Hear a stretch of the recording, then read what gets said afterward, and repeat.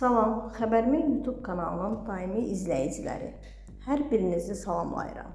Kanala abunə olub, videoları bəyənməyi unutmayın. Əməkdar artist Gülstan Əliyeva ən pis xüsusiyyətini açıqlayıb. Bu barədə sənətçi həmin zaur verilişində danışıb.